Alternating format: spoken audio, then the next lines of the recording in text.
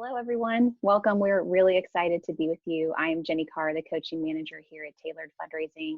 And joining me is Wamba Johnson, one of our coaches calling from Atlanta, Georgia. He's going to be co-leading with me today. John Mark is behind the scenes running slides and polls, and he's in Greeley, Colorado. And Kylie Hawkins, our CEO, is joining to monitor the chat and the Q&A and is also here in Nashville with me. So we're excited to be with you and look forward to the next hour where we're going to look at how to keep current partners engaged, how to maximize your current contact list, and some extra tips for raising funds from the field. Also, at the end of this webinar, some of you may be thinking, this was so helpful, but I really need some more help. So if you need help in connecting with partners and reaching your funding goals, we would love for you to connect with one of our coaches. If you've never experienced working with a tailored coach, or if you're just not quite sure how working with a coach will help you, we're offering a free 30-minute coaching session with one of our coaches, Susie. All you need to do is click on the link that is placed in the chat in just a moment and sign up for that 30-minute session. It's totally free. During the call, you and Susie can work together to identify what might be holding you back from getting more funding, as well as discover new ways you can engage your current and new partners to increase funding. And we want to let you know that throughout this webinar, we want to hear from you. At the bottom of your screen, if you haven't already found it, you will see a chat button. This is where you can tell us who you are, where you're calling from, and any other comments. We love to just have that engagement with each other throughout. We're going to ask you to share resources with us and each other to really help people connect with their partners better. So find that button for sure so that you can engage with us. The other button we want to draw your attention to is the Q&A. If at any time you have a question about the content that we're sharing, please put your question in that Q&A box. It helps us make sure it doesn't get lost in the chat. So just identify those two separate buttons and try to put all questions in the Q&A box. But this is live, where we can all learn from each other and encourage each other. So ask as many questions as you want. Comment and share resources, as many as you want to help us out. All right.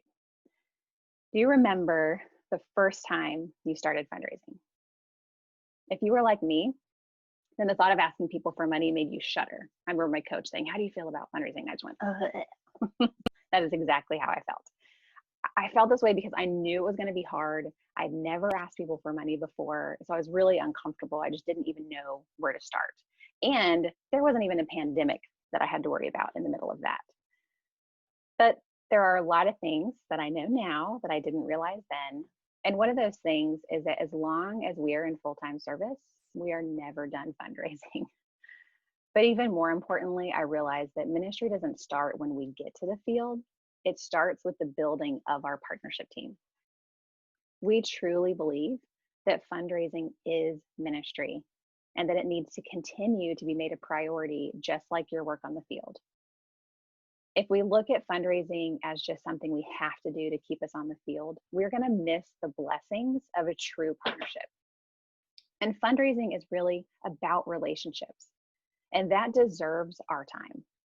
In speaking with veterans, almost universally, the primary challenge to being fully funded is making time to focus on partnership development.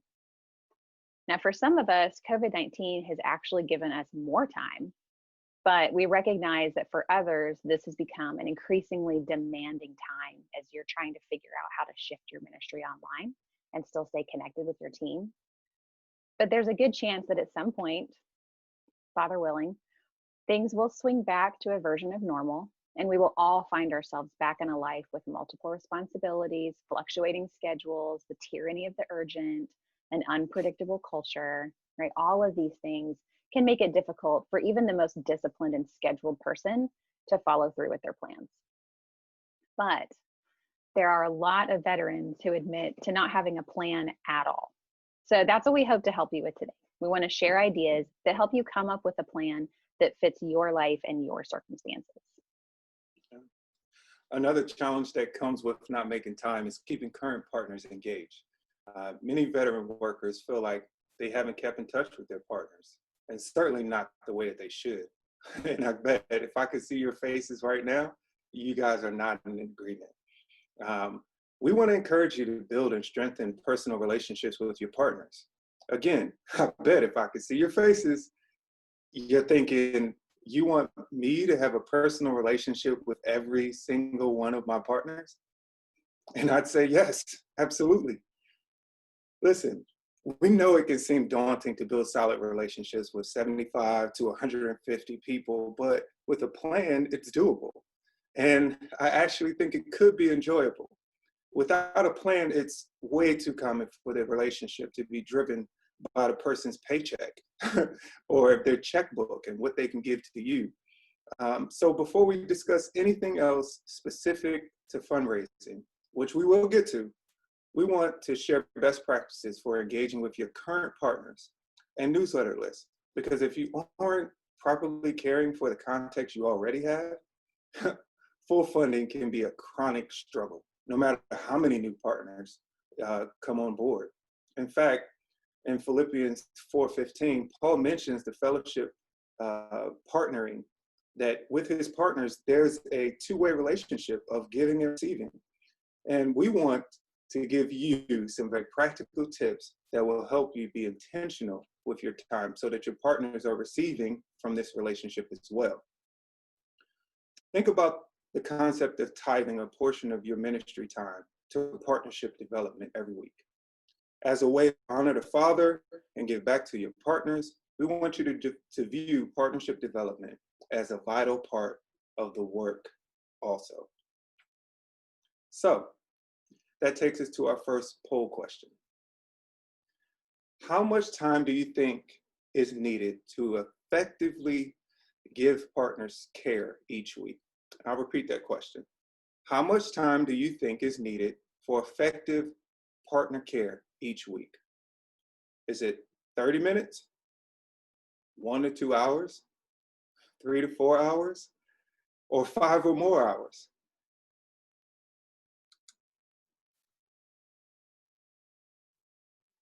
We'd love to hear from you.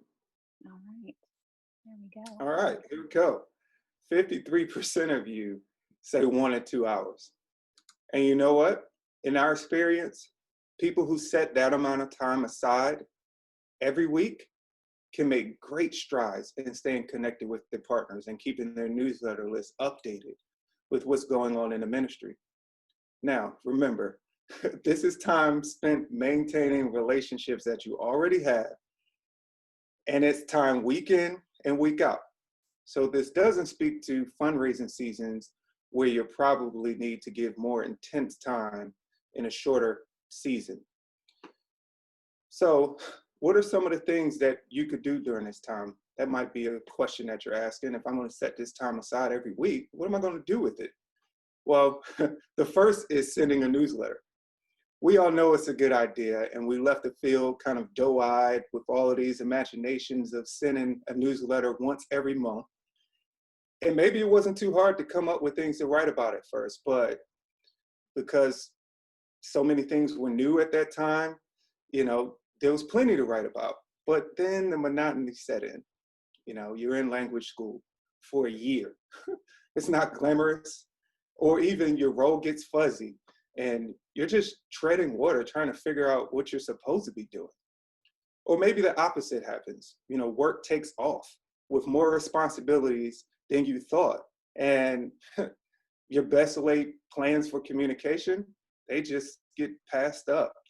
I remember at about the 10-year mark in ministry, stepping into a new role with several different direct reports, maintaining personal ministry, as well as leading a family of 5 children and a marriage.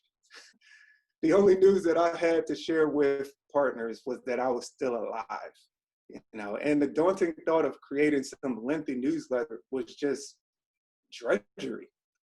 It definitely wasn't a sense of ministry to my partners. And so the best tip that I can give is to stop sending long newsletters, because you don't send them out very frequently. They simply aren't read. And honestly, at best, people open them and they skim through them, look at the pictures, and keep it moving. So my best tip is to find a rhythm, make a plan, send them more often so that they can be shorter. One story, one photo, a request to lift up, and an expression of thanks, and that'll be enough. We're actually hosting a webinar on how to write effective newsletters in July. And so we'd love for you to come. In addition to that, I recommend that you have a social media strategy. Posting regularly on social media only takes a couple minutes. And guess what? It helps create awareness, it motivates partners to actions, and it keeps them not only interested, but engaged long term. And that's really what we want, right? And for those of us who have an aging partnership group and we need to connect to a younger generation, the best way to do that is through social media. The most popular social media outlets for that being Facebook and Instagram. And so we're adjusting our webinar schedule to focus on social media next month. So definitely check that out. In that same weekly rhythm, it's important that you make personal connections with your partners. As we mentioned before, yes, we want you to have personal connections with all of your partners. Let's look a little deeper into how we can have that personal communication. For fellowship partners, something I forgot to mention, we've adjusted this language to be safe for people in restricted access areas. So know that. And if you are putting stuff in the chat, please try to be mindful of that as well. So thank you for that. But for fellowship partners, we recommend coming to an agreement with them on how often you're communicating. What's the best way to share information? Who's the best person to stay in touch with? A lot of fellowships have expectations, but maybe aren't so great at verbalizing those until we find out the hard way. So have that conversation now to ensure that you move away from those unspoken expectations into an actual agreement of how you both want to communicate with one another. So that needs to be personalized from fellowship to fellowship because they're just so different. For your individual partners, we recommend connecting at least every 6 months. And again, this personal communication. So even though you may be sending the same thing to a lot of people, it's something that's sent just to them individually, not as a whole group like a mass newsletter. So that's where that personal touch is coming in. This can look like sending something physical, like a postcard or a handwritten note, excuse me, or something digital like an email, Facebook message, video chat, pretty much anything that is from you to just them to check in and say, hey, how are you doing? My favorite thing to do is to just message someone and ask, how can I intercede for you today? Mm-hmm. Now, a lot of people shy away from asking that for fear that they won't actually intercede. I hear that a lot, like, oh gosh, I just don't like doing that because I don't have a super strong intercession life. The way I made this work for me is whenever they would respond, I would respond back with what I was lifting up for them in writing. This way I was staying true to lifting them up, and they could hopefully be encouraged by my written words in place of being able to speak it over them. The important part here is that you're not tagging it on to an update about yourself or the work. It's literally the only thing you say. Because what happens when we tag it onto something else is it's just seen as one-way communication. So I see it a lot in newsletters, and I think it's fine to have it in there, but it doesn't usually work, right? When you have your update and then at the bottom you say, let us know how you're doing, or let us know how we can be lifting you up. And I would bet you don't get a ton of responses from that. So being able to have it be the only thing you say where they realize the entire purpose is to hear from you, that makes a huge difference. When I was working in Vietnam, I typically set aside 2 hours every week that helped me stay on track with connecting with my partners. I focused less on a specific number of people and just did as much as I could within that time frame. That was a lot less stressful because sometimes it's hard to gauge how long it's going to take to connect with partners. So saying I'm going to do 5 every week, I just found I couldn't do that, but I could set aside time. So whether I connected with 5 people or 10 people or 1 person, maybe I just did 1 video chat that week, I was still successful in that time. And that consistent rhythm made it not just manageable, but as Wamba said earlier, actually enjoyable to stay personally connected with our 50 to 60 partners. Each week, I would pull up my list of my partners and I would just go down the list. And when I got to the bottom, I'd get back to the top. And I just kept doing that week after week. And what I found was I was actually able to connect with partners 3 to 4 times a year because of that consistent rhythm.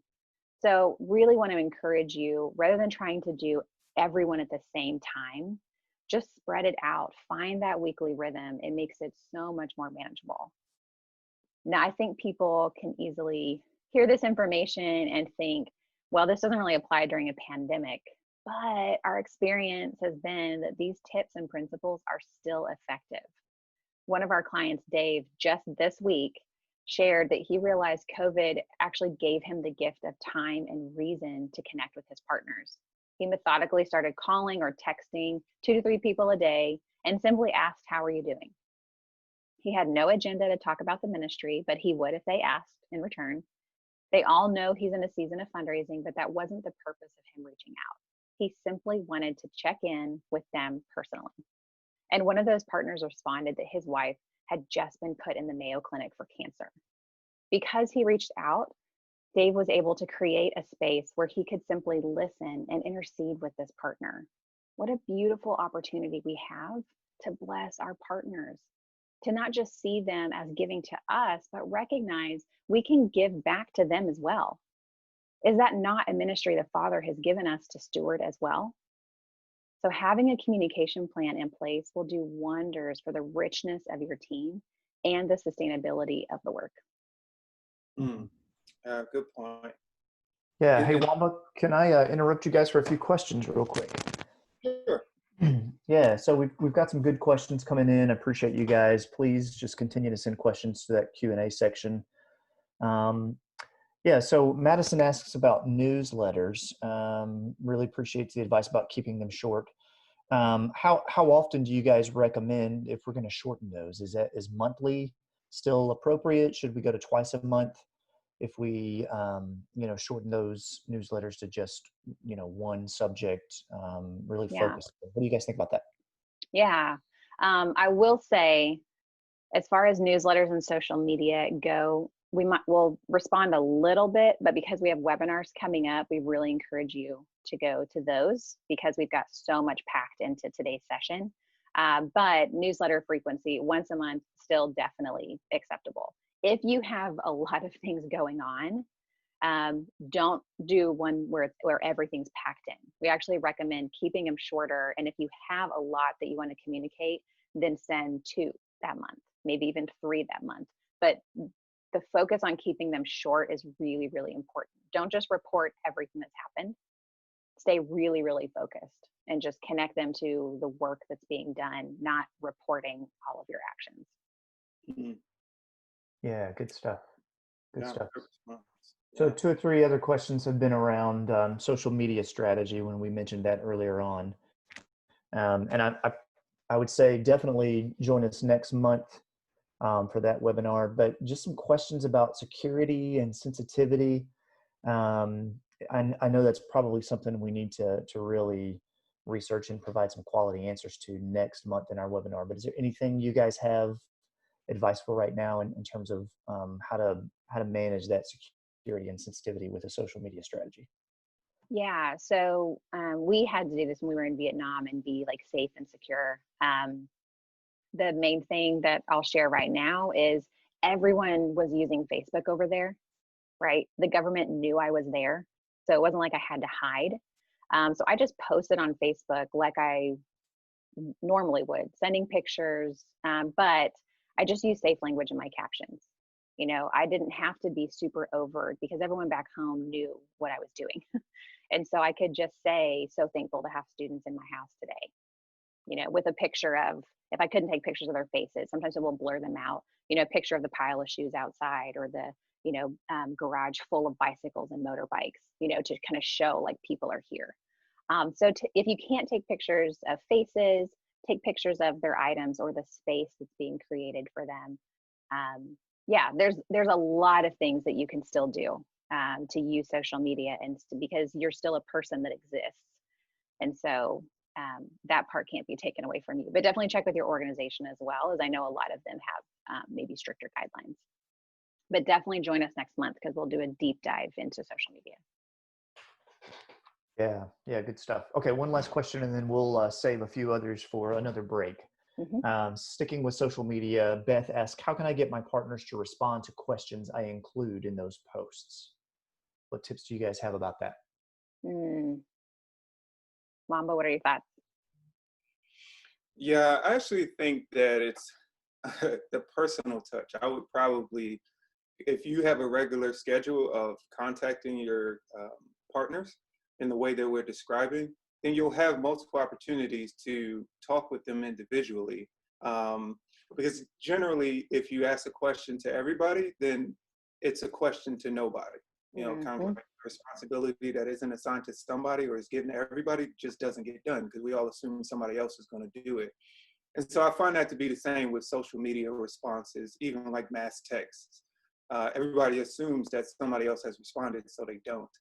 But when you have a regular schedule of keeping in contact with your partners, you can follow up personally, and the social media question can be icing on the cake.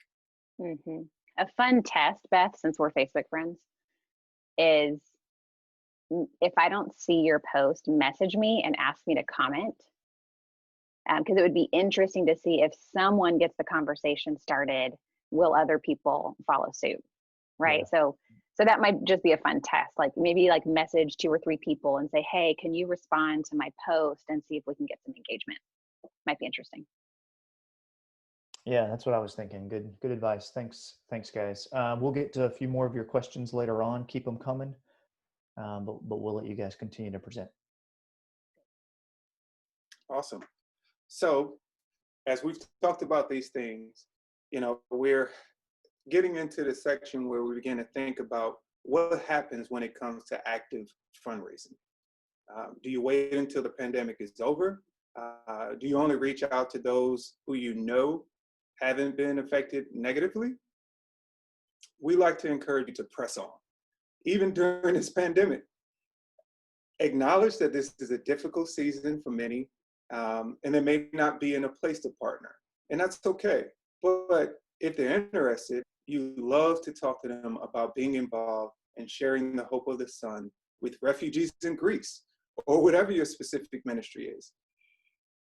In the last 2 weeks, we've heard story after story of people having new partners excitedly join their teams or current partners increase. Not just any 2 weeks, literally the last 2 weeks of this pandemic. Dave, who we mentioned earlier, had one partner respond saying, we're giving a large portion of our tax return to you. Another person that had partners with the ministry for 20 years, but had dropped off, contacted him saying, the Father's put you on our heart and we want to start giving again.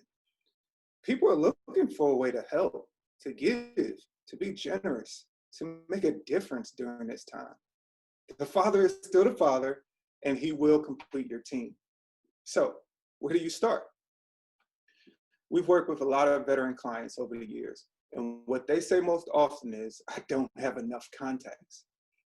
But once we connect, we usually discover they have a whole list of contacts that they haven't intentionally maximized. Their newsletter list. So many people don't know how many people are on their newsletter list. And so I just want to take a quick poll. How many people are on your newsletter list? Take a minute and respond to this poll question. Is it 100, 250? Is it close to 500?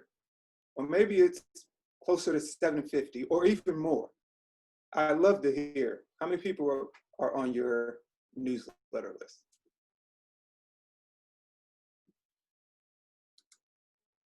Here's the thing, with that list of names in mind, think about how many of them are currently partnering. How many are currently partnering? Hey, here it is.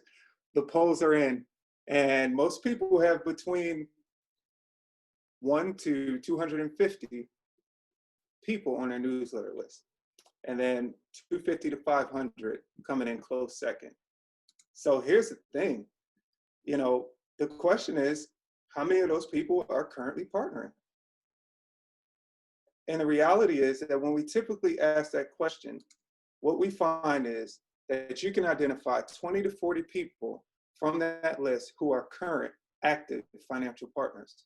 And if that's the case for you, that means we've automatically identified dozens of people that you could talk to about financial partnership, if not hundreds. At this point, people usually have a few reasons why they don't want to or haven't reached out to them. What possible reasons might be excuses or reasons why you might be hesitant to reach out to that list? I'd love for you to share your ideas in the chat box. Why might people be hesitant to reach out to people already on their newsletter list? What are some of the things that you've thought about or that you've heard? Yeah, I think it's so easy in this like scenario where you've been connected for so long, that you kind of not necessarily forget that they're there, but forget the opportunities that are there. Mm. Marin says, you haven't reached out to them in a while. Yeah. Oh yeah, I know that feeling. Yeah. Rachel, most I've already met with, they've already said no. Yep. Mm-hmm. I think one of my favorites is, I don't actually know who this person is, which happens a lot. I'm experiencing that going through my, list right now. I'm just like having to Facebook stalk, do some research of I have no idea who this person is by looking at their name. Mm. Yeah. Mm. Sherry says because they haven't expressed an interest. Yeah. They know I'm raising support, and if they were interested, they'd reach out to me, huh? Mm-hmm. Yeah. Well, here's the thing. We're going to talk through some of those hesitations and share some information on how to move through them and still approach people. The people on your newsletter list are a great group of people to start with. These are people who are already connected to the work and who have shown interest in hearing about what's going on. So that's where we want to start. And we want to segment the names on your newsletter list into 4 groups. Let's take a look at the first group. We call this group Segment A. Segment A are your current partners. They're people that we already know are interested in financial partnership, but there's still more we can invite them to do. We can invite them to consider increasing their giving. If someone has partnered with you at least a year, it's acceptable to show them some gratitude for their partnership and ask them to consider an increase in this coming year. I know that sounds crazy, but so much can change in a year, and your partner's life and their hearts can be shaped and be more burdened to want to be a part in a more significant way. For example, one of our clients saw 3 partners increase just last week, 2 at an additional $25 a month, and another at $50 monthly. And one of our coaches who's in full-time ministry said that over the last month, their existing partners increased by a total of $1,200 a month. And they've received $2,400 in one-time giving. That's incredible. During a pandemic, this is happening. So if you haven't gotten our point, and if it's not clear yet, let me make it clear here. The Father is still moving in people's hearts to give towards advancing his kingdom. And the reality is maybe you have people who are currently partnering with you that you don't actually know. That is a reality. You could have spoken at a lot of different fellowships and given your information out, had a sign-up list, so forth and so on. But you had no idea who some of those people were. But they wanted to get connected to your work, and they did. So we talked about the importance of reaching out to them personally and thanking them and connecting them to the impact of their partnership with you. So we want to set a goal of connecting with a certain number of people each week. See, despite his fears of things potentially being awkward, he made the call, and he was surprised to hear how much people cared for his family and the work that he was doing. And he didn't even know who they were. he was really encouraged by those calls and shared that the calls were actually fun. We're excited for you to experience that as well. So that's segment A. Segment B is people who have given in the past, either one time or ongoing. This is a great group to connect with because they've already shown interest in financial investment at some point. The greatest indicator of someone's inclination to give is if they've given in the past. So many have not been aware that they could partner monthly, so they gave a one-time gift. Someone asked one of our clients if they could do a large one-time gift. But instead of automatically saying yes, she let them know that monthly partnership would help her more and asked if they could break that amount down into smaller monthly gifts. And guess what? They said yes, because the reality is they wanted to help her, but they needed her to help them to figure out how to best help her. Then you have others who previously partnered, but have stopped giving due to a card error. I've had that happen a number of times, where their card expires. And, I would have lost that monthly gift if I didn't call and follow up. And maybe that's the case. Guess what? You could ask them if they're interested in starting again. Or maybe life just got difficult for some people, causing them to have to stop their partnership. But time has passed, and their difficult circumstances may have passed as well. Here's the thing, whatever the situation, it could be a good time to check back in and invite them to consider ongoing partnership. Yeah, absolutely.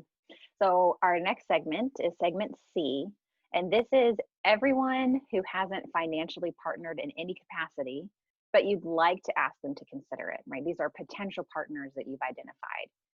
Even if you've reached out before and they've said no, that was, several of you had shared, oh, they said no before. Well, no doesn't always mean no forever. And sometimes it doesn't really mean no.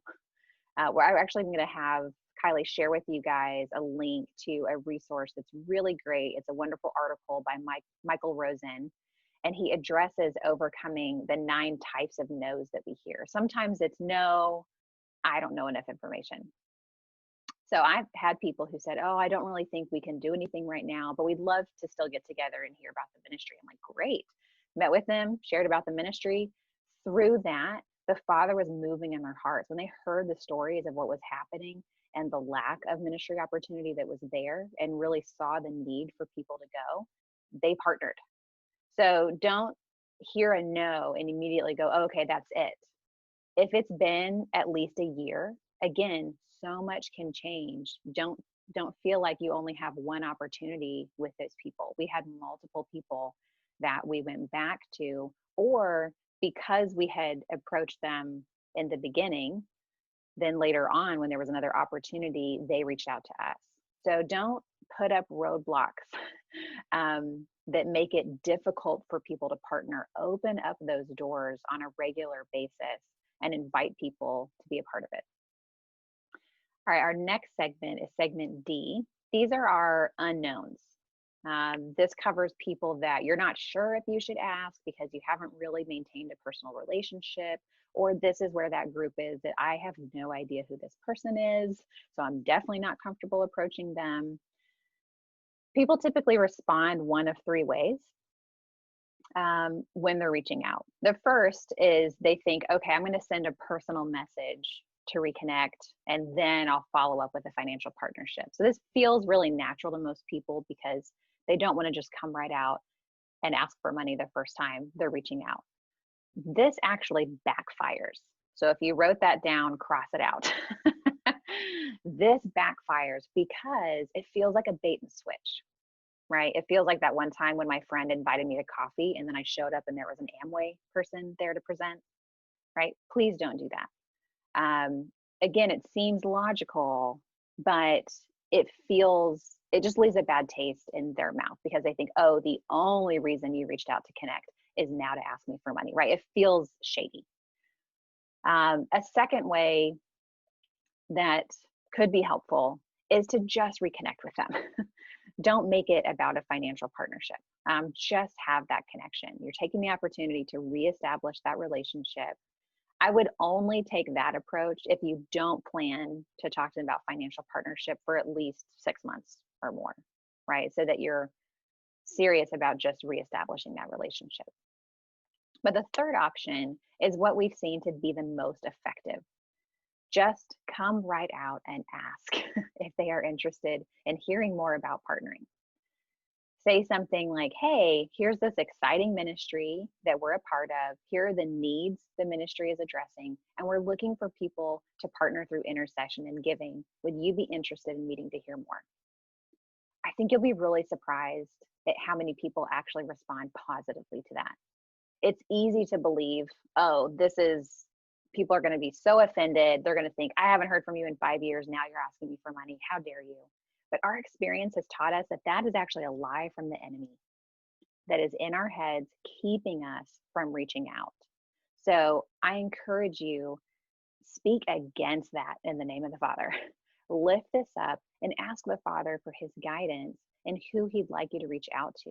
Trust that he's going before you to prepare their hearts, that he's moving where people aren't going to respond negatively. They're not going to think you're a terrible person, right? All these things that we tell ourselves. I can tell you from working with hundreds of people and thousands of their partners that more often than not, people just respond and say, wow, that sounds really exciting. Not something I can do right now, or not something I'm interested in. Or there are actually multiple people who respond and say, yes, I'd love to. This is another area where we have so many stories of this going really, really well, including one where they hadn't spoken since college. It had been 25 years since they had any interaction. But he sent him a message through Facebook and just said, hey, here's what's happening. Would you be interested in talking? And the guy responded enthusiastically about partnering. He was so excited.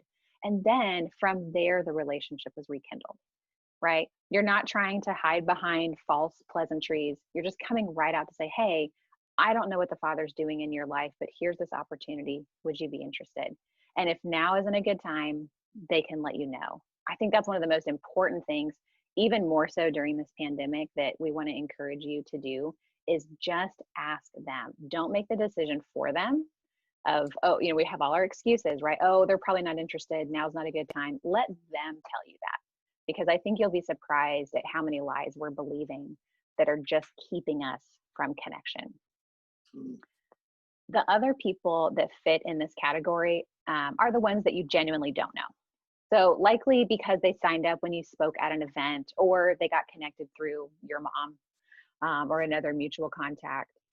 If this is the case, we recommend reach out to them just like you would someone that you haven't connected with in a long time, and share about the work that's happening, invite them to consider a partnership, but also let them know, like, hey, I'd love to connect and get to know you. I know that this can feel awkward potentially, but my encouragement is to get over it and do it. I think Wamba's going to share a story with us here in a bit, but this is another area. We have so many stories of people pushing past that awkwardness and that fear and really seeing the Father move in amazing ways. All right. So your list is segmented. Check that box. You're ready to reach out. But what is the process to actually get people involved? We recommend a 5-step approach. The first is create awareness around the need for partners. This is best done by sending a letter, email, or Facebook message that clearly states the mission and vision of the ministry, the need for partners, and asking if they're interested in meeting. For this step, you'll want to tailor your messaging or communication to each group. So with segment A, your current partners, you could say something like, thank you for your partnership in bringing the good news to university students. 10 students are now coming regularly to our online meetings. Would you consider increasing your partnership for the coming year so that together we can equip even more students this year? Some of you may want to take a screenshot of each of these slides. Some good language there. Or Kylie, He'll also try to put those things in the chat box so that you'll be able to see them. But for segment A, there's some good language there. So for segment B, your past partners, something like this to be helpful. Thank you for your previous partnership and bringing hope to the lost in Europe. Would you consider partnering again for the coming year? Simple, easy language. Segment B, past partners. They're already interested. But what about segment C and D? People who haven't been or haven't given in the past. You can say something like, thank you for your interest in what the Father is doing in Southeast Asia. I'd like to connect with you to give you a personal update on the work and spend time getting to know you and your family. I'd also like to ask you about becoming a part of the work in Asia through intercession and financial partnership. Would you be interested in getting together to hear more about this? Listen, a vital part of partnership development is following up. Remember, people are busy, and it's your job to lead them through this process. So make sure you end every conversation throughout this process by setting the expectation that you will follow up with them. It's as simple as tagging a short phrase at the end of your email letter, text message, or phone call that says, I'll follow up with you in a few days to see if you'd be interested in meeting. I'm looking forward to talking to you soon. Easy. But then you need to be true to your word. And that's where the hard work comes in. A few days after your letter or your message arrives to them, we're going to gauge interest, determine the relationship, see what things are. We recommend that you do this by actually calling people. Remember, this is about building relationships. So go the extra mile, be bold, pick up the phone, if at all possible. I could imagine getting a phone call from the Czech Republic. And with so many opportunities with technologies and apps and things of that nature, there's really no excuse not to. Who wouldn't want to brag to their friend? Like, I got a phone from my friend in the Czech Republic today. Use the app, make the phone call, share it. If you have some ideas about apps that would help with making these phone calls, share it in the chat. We'd love to hear about it. And so, how about this? After you call and leave a bunch of voicemails, because no one ever answers, maybe you can switch your style up a little bit. Go to email, text message, Facebook message, whatever options you have. We suggest every 3 days. For those who are not interested, we take some time via email or message to catch up with them. And for those who are interested, we set up a time to meet with them and move into the next step. So, present. This is best done face-to-face. If you're going to make a presentation, be face-to-face. Present. And the reality is that we have video chat. This is a great opportunity during this pandemic, to use video chat to communicate with people so that it isn't as much of a hurdle as it was a couple of years ago to communicate with people using this technology. And so my suggestion is that this is where you tell them about the Father and what he's doing, where you are. You share your stories of the challenges of people and the impact that you're seeing through the ministry. You've done all of this work, followed up with people, made phone calls. Now it's time to make your presentation. You want to communicate to them a full story of what God is doing. And from this face-to-face meeting, we can move right into inviting them to partner. But you're not asking people to support you or feed your family. Rather, you're inviting them to invest in the kingdom in ways that they may not otherwise have the opportunity. Whether it's an initial invitation or an increased ask, tie it to the impact of their investment and what their investment could do You know, you want to ask a clear question that is easy to respond to with a yes or a no. For example, in order to bring hope, the hope of the Father to leaders across Asia, we are looking for 20 people to partner at $100 a month. Would you be one of those people?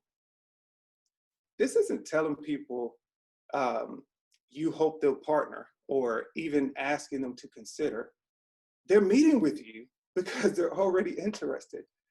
So this needs to be a question that leads to a yes or no to partnership. It can, it can be easy to think at this point that you're done, but there's one final step. Get them involved. Initially, this means they have to actually sign up, which can sometimes take just as much follow-up as it did to set up the meeting. So don't stop leading just yet. And in the long run, this is getting them into that weekly plan that we talked about earlier, where you manage an ongoing relationship with them. Yeah, I'm going to put in the chat for you guys that example that he gave of how to invite someone into partnership. And I don't know if it's just slow on my end, but I'm going to let the slides catch up. So that invitation to partner, tying it to impact in order to bring the hope of the Father to leaders across Asia. That's so important. That's what you're inviting people to be a part of. So just like Wamba said, it's not paying my bills, feeding my 5 kids, taking care of all of these bills. It's bringing them into that impact. So in order to bring the hope of the Father to leaders across Asia, that's what we're inviting them into. We're looking for 20 people to partner at 100 a month. Would you be one of those people? So being really clear, not just saying, oh, think about it, take your time. They've already thought about it. That's why they're in the meeting with you, right? They've already said yes to partnership essentially, because that's what the meeting's about. If we've made that very clear, which I hope we have. So in that space, ask, hey, are you ready to do this? Is this something you want to do, right? We want that yes or no. And then that follow-up piece is so important. I did want to touch on, earlier someone had mentioned, oh, well, they haven't shown interest. It's not their job to do the work to come find you to partner. It's our job to reach out and provide that opportunity. So we encourage you, be the leader in this process.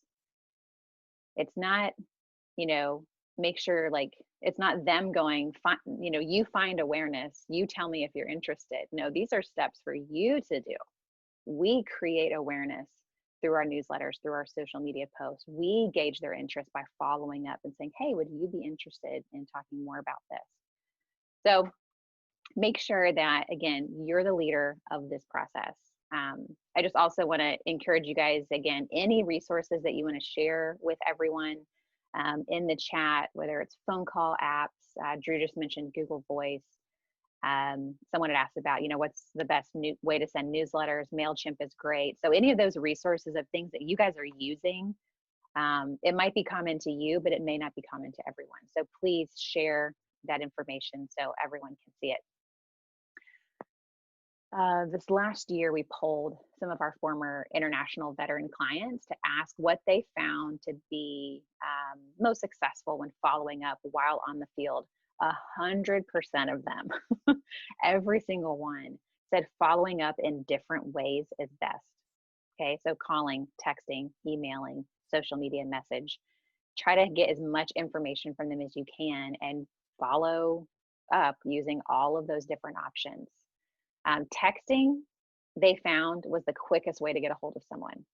Text messages have a 45% response rate. That means 45% of the time people are responding, whereas email only has a 6% response rate.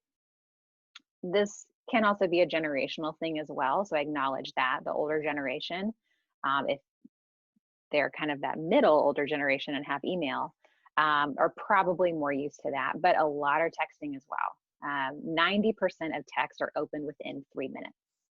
So texting is huge, a wonderful way to connect with people.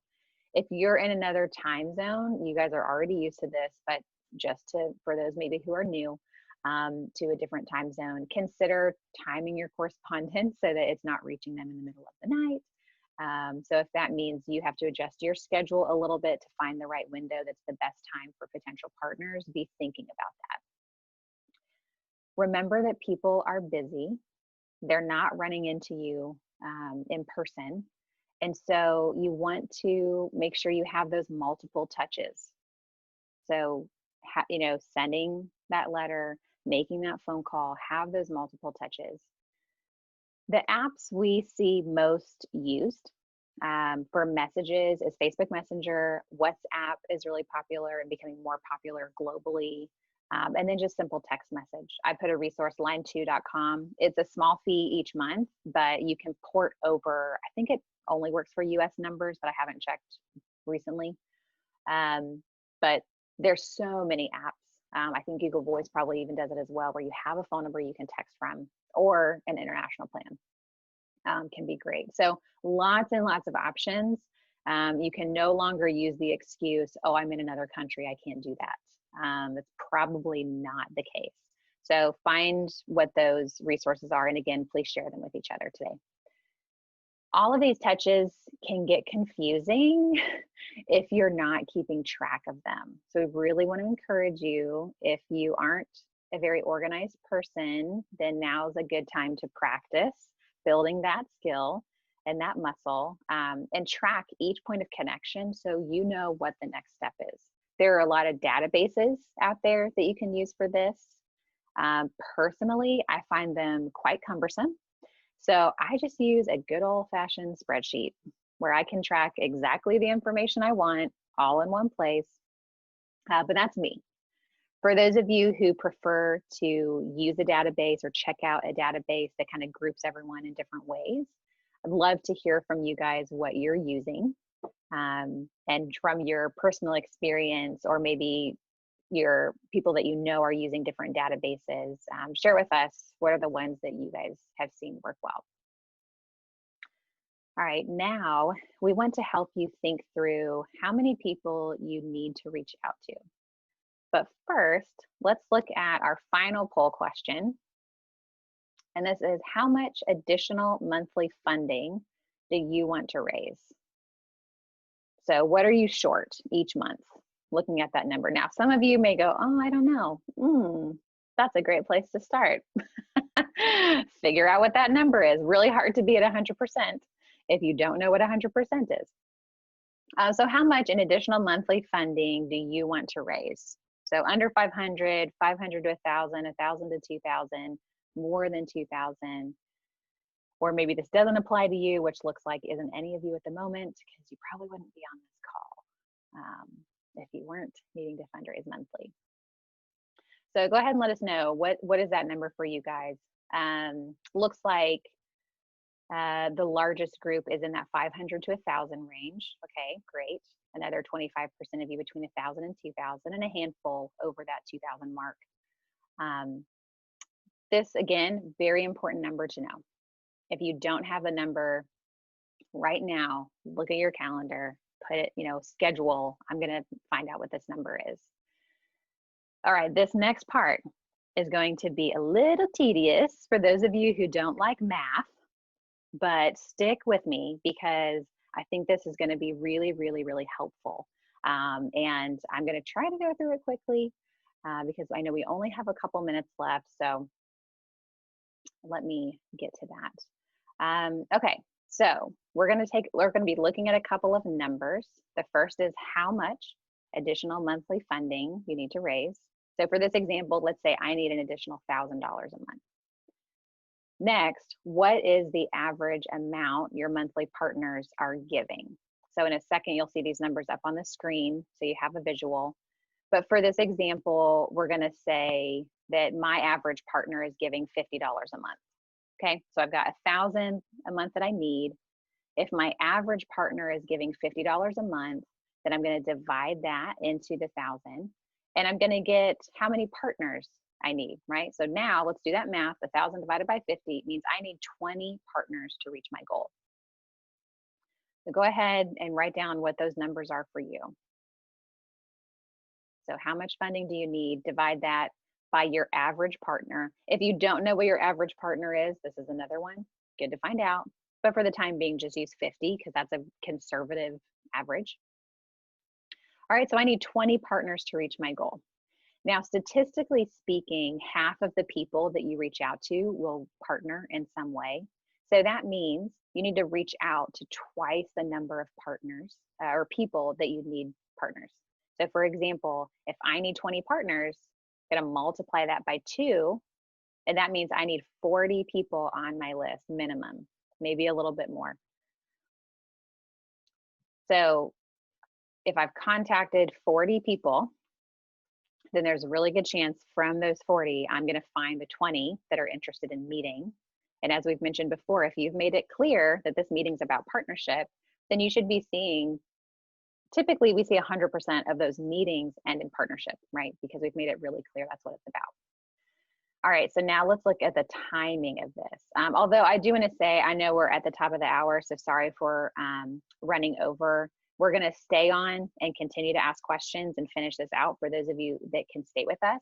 For those of you that aren't able to stay with us, just want to remind you, if you haven't connected to us before, you can sign up for that free 30-minute coaching session. Kylie will put that link in the chat again so you have it fresh. But thank you guys. And again, for those of you that can stay on, please do. And we'll put maybe a link to the webinar list as well, so you can get involved in these next couple months. All right, back to math lesson. So if you have a deadline, all right, let's look at the timing of this. Think through how many meetings you can have each week. If it's only one, fine, right? Just go with what you can do, what your capacity is. Don't burn yourself out. That's not helpful. Let's say I can have 3 meetings a week. So if I need 20 meetings and I'm having 3 every week, then that math shows that in 7 weeks, I could be fully funded. That seems pretty exciting. So take a little moment again to do the math for yourself. How many meetings do you think you can have a week? How many partner meetings are you needing to have? And then how long is that going to take you potentially to reach fully funded?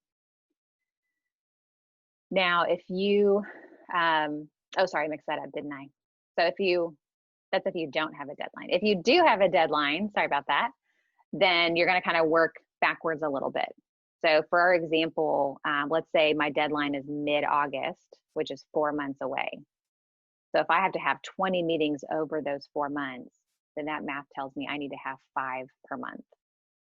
Okay, so really simple math, but you need to be doing this math because you want to have a really specific plan, and hopefully seeing these numbers also encourages you that this is really doable.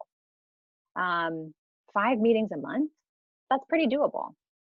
And so think through these numbers, come up with a plan, because that is going to help you be really intentional to connect with the people the Father wants on this team. Excellent. So let's reflect. I know some of you may be still working on your math and your numbers and things of that nature, but I'd love for us just to reflect on today's experience and share in the chat a little bit. What is something in this webinar that's been helpful for you? Remember, we're being compliant here, but we'd love to hear what has been helpful for you today in this webinar. So share that in the chat. And as we mentioned earlier, some of you may be thinking, this was really helpful, but I need some help getting started. For those of you who haven't already experienced a free session with Susie, please sign up. She'd love to help you solidify the plan that you've begun today. You laid the groundwork. You just may need someone to help you get started. So we're going to spend the rest of our time answering any questions you all have. So please put those questions in the Q&A box, and we'll do our best to answer all of them before we end. And I'm so excited to see Madison said she loved the math. Yay! Fellow nerd. Yeah, doesn't know her average giving amount. So that's really, really helpful, because it helps you kind of project, okay, if our current average, if it's 80, right, it tells you something about your network as well. If your current average, if you're fundraising primarily from a lower income community and your average is 30, That's really important to know, right? Because it can help you project how many more partners you need. Or, can encourage you to be lifting up to the Father, bring a major donor, bring someone at that higher amount that can really make a significant impact in the ministry's funding. So yeah, definitely look into those numbers. Know how much you need to raise, know what your average partner is currently giving, and then make your plan from there. All right, Kylie, what questions do we have?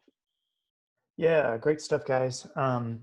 Because we've kind of held off on questions, we've got some coming from all different parts of the content. But before I forget, I want to go back, and there was a question in the chat quite a while ago, Jenny, that you mentioned. Okay. Using MailChimp for newsletters, wondered what we recommend. A lot of newsletters or just emails in general end up in spam. So what suggestions do we have for that kind of thing? Yeah. So, especially for those of you who've used MailChimp for a while, it was maybe a few years ago where Gmail changed their settings and everything was going to spam. Yeah. There's a couple of ways. I would say sending a personal email outside of MailChimp to people to direct their attention to that can be really, really helpful. Yeah. They can look in their spam folder, and if they just move it to their inbox, or if they add that email address as a contact, those are ways that they can kind of rework their system. Unfortunately, Gmail's like really popular, and they just have a lot of that where they tag things as promotions, and they get put in a different folder. So I actually have not found a great workaround other than just personally contacting people or sending from your personal email to let them know, hey, make sure you got this. I get a lot of those. Yeah. Hey, we sent a newsletter. If you didn't get it, check your spam. Yeah, Kylie or Wamba, any ideas from you guys? Yeah, I mean, my thoughts are the same. One of the best ways, if you know that you're getting just a huge spam rate, send a personal text-only email, and by text-only, I mean not an HTML email, to your partners. Don't use the service, use your typical email. So just take a one-time approach, and it'll be copying and pasting. So that'll take a little bit of time, but just do that. Ask them to be on the lookout and to do that. The other thing is I wouldn't be surprised. I don't know this. I'm kind of speaking over my head here, but I wouldn't be surprised if they are getting a personal email, a text-only email from your email address. If it's the same one that you use through your mailing service, if that doesn't help to trigger that, oh yeah, this is a normal communication. It's not spam. Right. So Yeah. Having that I same really email. recommend. Yep. Yeah. Good. Yep. Good stuff. Anything from you, Wamba? No, I think you guys hit it on the head. Okay, perfect. Yeah, so a few other questions. I'm going to try to group these by content here. So let's talk about timing a little bit. Abigail asks, one challenge that she's had is that a lot of her partners are available to chat and catch up on Saturdays. So she ends up really, really, working and never having a weekend. So how can we suggest she connecting with her partners and protecting her days off? What suggestions do you guys have about maybe helping to manage that time question? Yeah, that is such a challenge, right? Like that's a great point because a lot of people think, oh, I'm going to have 6 meetings a week. But you have to think about how that actually lines up with potential partners. I would say protect your rest. The Father's going to provide. Do what you can, but don't do it at the expense of your rest. That's really, really important. And that's something that we're still called to do. We're called to have the Sabbath. So I would encourage you, still protect that and whatever that looks like for you, so maybe you limit, and it's okay to not be super accommodating. I know that kind of sounds crazy because it creates a little bit of an obstacle, but I think it's okay to tell people like, here are my spots, which one works? And if they're full, okay, great. We're going to go next week. If 2 weeks out are booked, okay, great. We're going to go 3 weeks out. It's okay to schedule people 4 weeks out. I think that's fine. We don't have to fit everyone in. The other part of that is kind of fits into that weekly rhythm. Don't try to do everyone at the same time, kind of space it out. And I know, some of you are going, well, I kind of have to, because I need money. But again, burning yourself out is not helpful. It's not going to help you in the long run. And what it does is it also makes you dread connecting with partners, which is not helpful.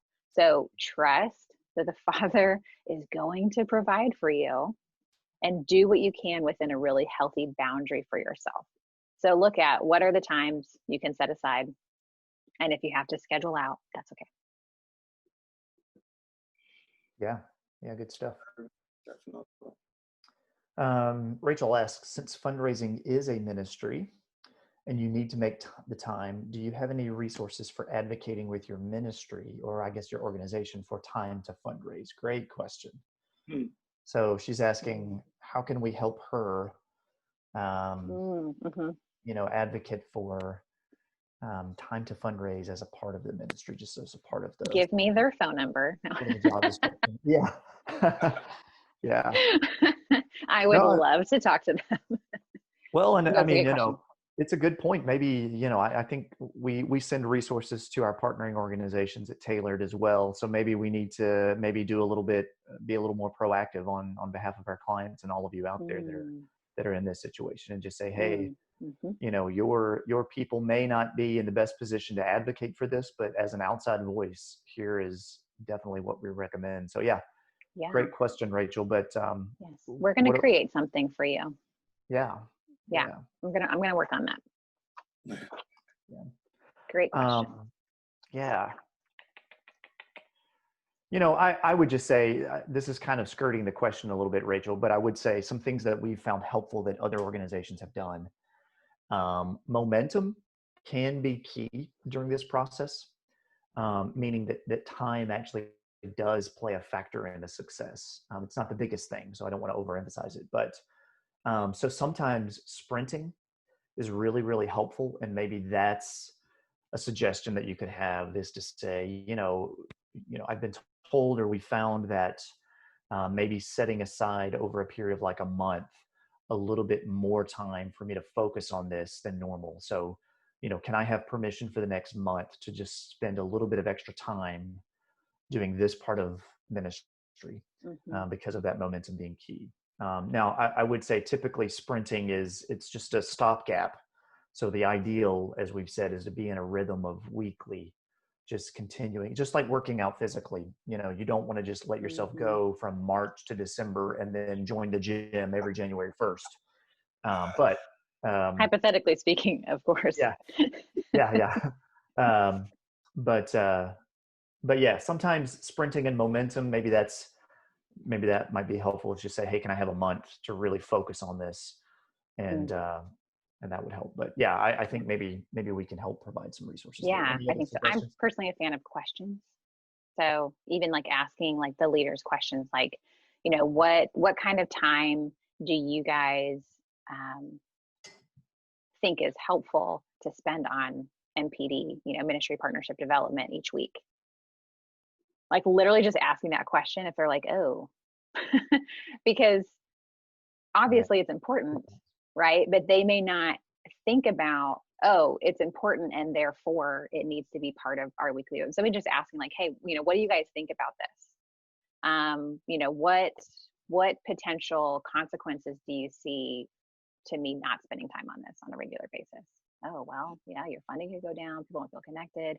Okay, so let's go back to that first question. How much time do you think I should be spending? And what adjustments do we need to make in the ministry? I think it's really helpful. But I'm excited to work on that. So thank you for asking that question. Yeah, good stuff. Wamba, any thoughts for you? Yeah, Jenny, that's really good. I think I would like the question approach as well. It's very thought-provoking, and I think it'll end up with some positive responses, and they may even have some suggestions that you hadn't thought about, just by simply asking the question. Yeah.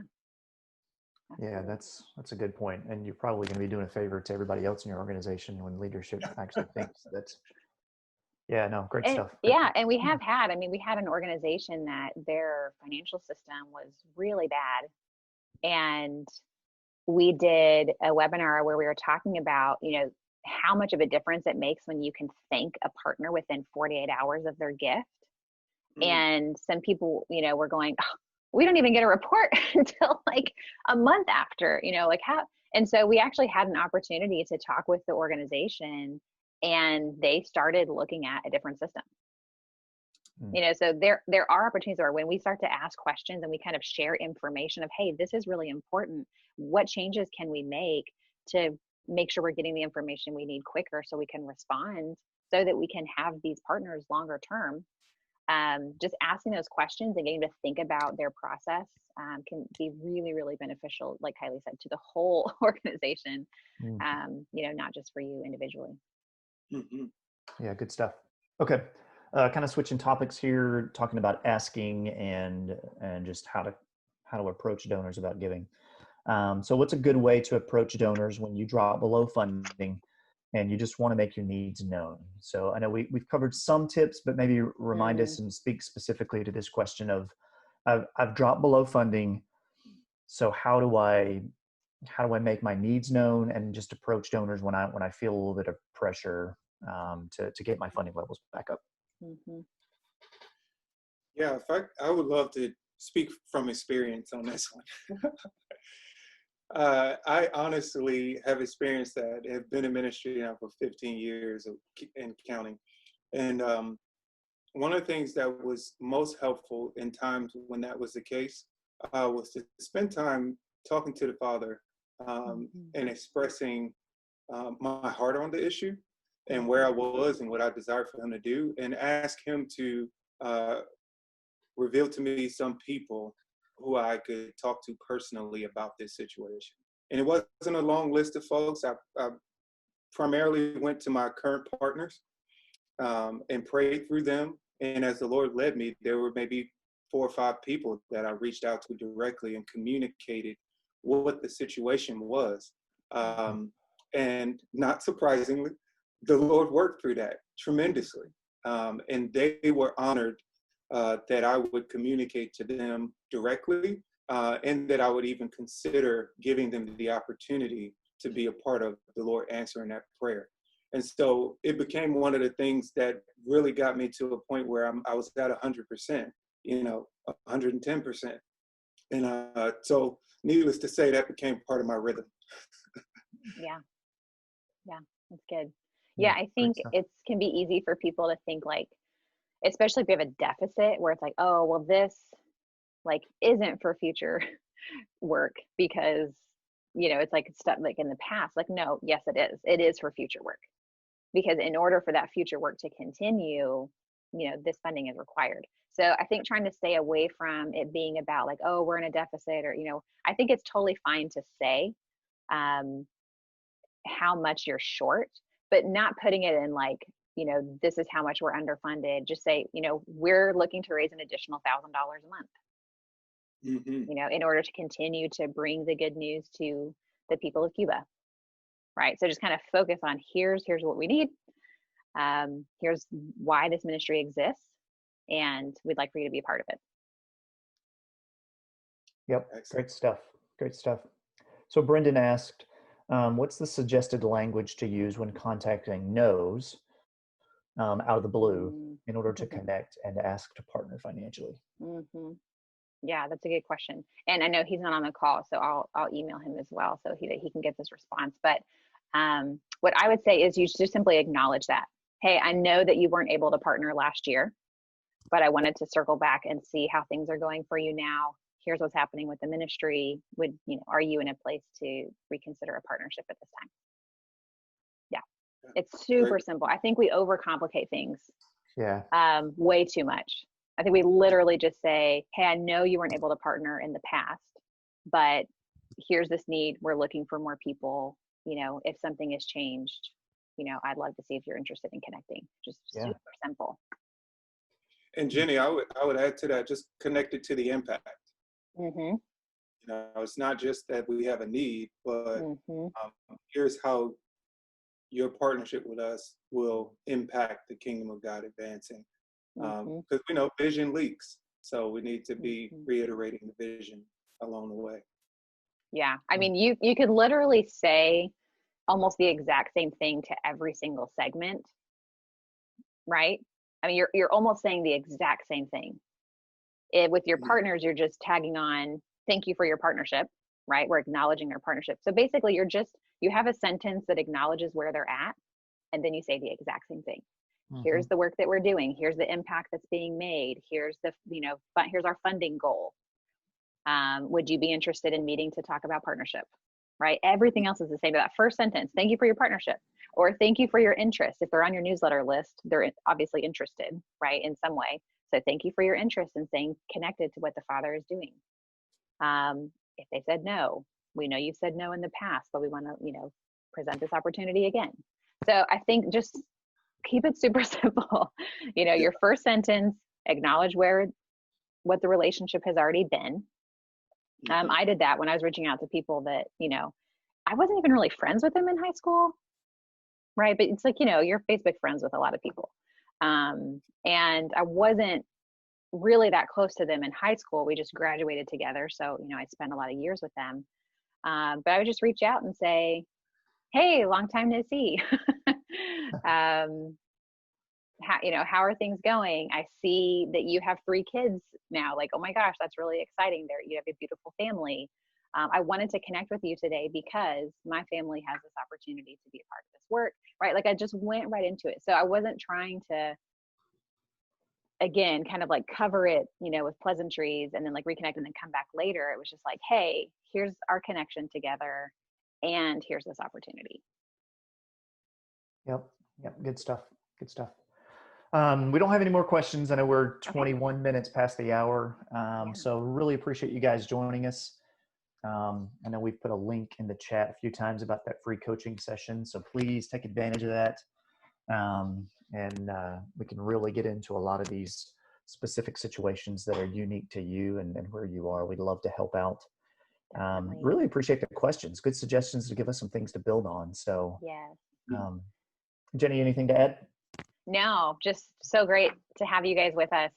We love, seeing the same names every single week and, staying connected to people that we've worked with years past. So just thank you. It's a blessing to see your names and know you're here. And it's a privilege to continue to encourage you guys in this wonderful ministry. So thank you. Yep. And come next month, social media. We'll see you there. Oh, yeah. All right. Bye, everyone.